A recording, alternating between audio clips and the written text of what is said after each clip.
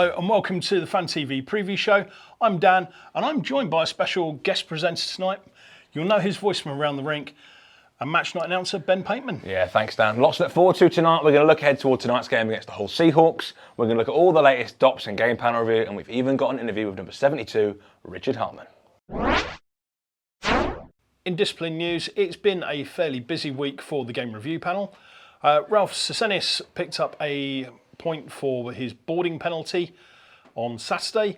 And then for fighting penalties, you have Deacon Fielder and Carl Ferguson from the Telford Tigers, Carter Hamill from the Solway Sharks, and Josh Hodgkinson from the Hull Seahawks, each picking up a point for fighting. DOPS this week have also been a little bit busy. They had to give a one-game ban for Ollie Endicott. He sat that earlier this week. He received that for fighting and being the aggressor. And then Mike Power received a one-game ban, which was served in the return fixture against Romford for his checkings ahead on Cam Huff here at Peterborough on Sunday. Thanks Dan for the news. Now we're going to move on to an interview with number 72, Richard Hartmann. Richard, thanks for coming in and joining us. I suppose we better ask the hardest of the questions. It was a very tough couple of games for the Phantoms this week. What's the mood like in the locker room? Yeah, it's been a couple of tough games. We're definitely you could feel it in the room, but we're trying to keep our heads up. We have a Challenge Cup the Cup game on Saturday against Hull, so just trying to motivate ourselves to put out a good performance there. Yeah, now we're looking pretty good in the Cup standings at the moment. I think we're running about 5th. Is that something that the team are looking forward to, really, in terms of Cup games?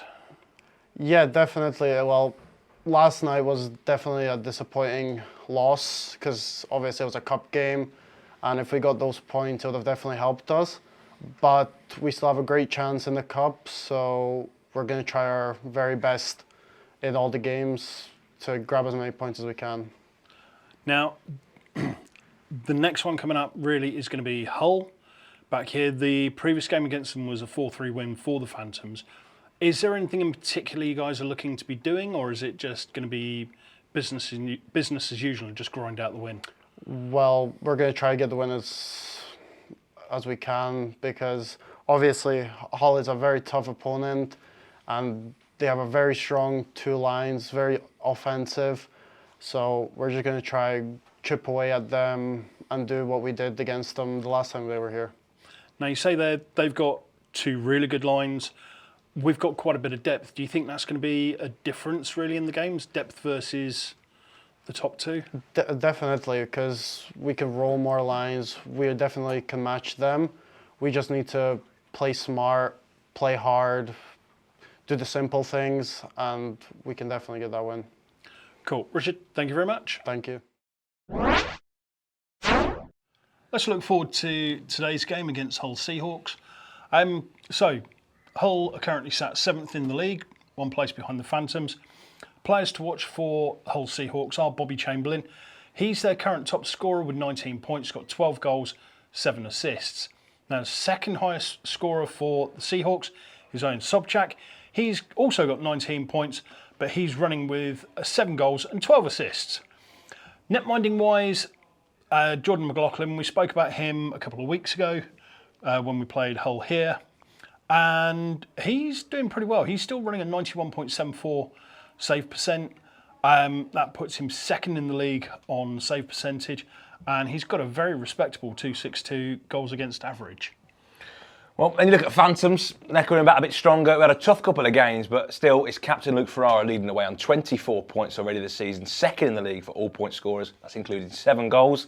Netminder stats aren't too shabby either. We've got Hayden Levine with 91.09%, only shipping 4.1 goals a game, putting him 4th in the league overall, but definitely facing the most shots out of all of them. Yeah. Now, with the games that they've had this coming into this, it has been tough for them. Let's not beat around the bush here.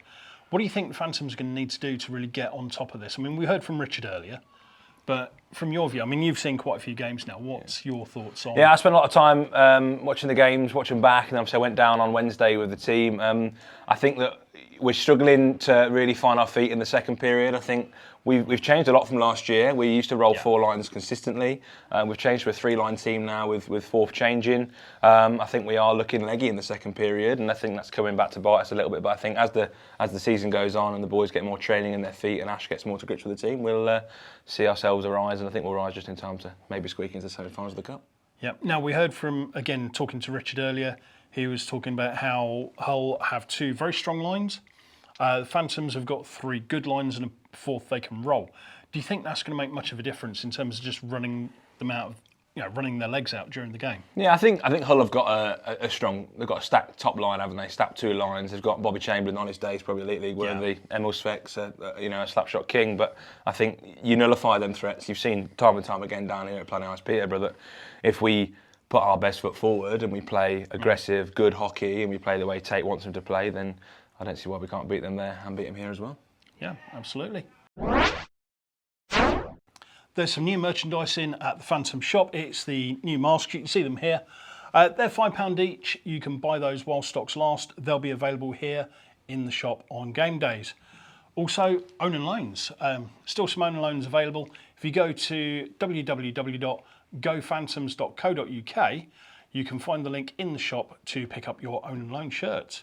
So also coming up, we've got lots of things to look forward to in the Supporters Club. Coming up soon, obviously Trick or Treat night tonight. Make sure to bring yourself down and plenty of fancy dress. Moving on to next week, we also have our first return of the race night. So lots of money to be won and lots of fun to be had. And don't forget, throughout the whole of November, the Supporters Club are going to be doing Movember, championed by myself for very good causes. We want to see as many fans and as many players join in Movember. If you want to join in, get hold of us on social media. It'll be good to see as many of you join in as we can, because men's health really matters. Grow a mo and save a bro.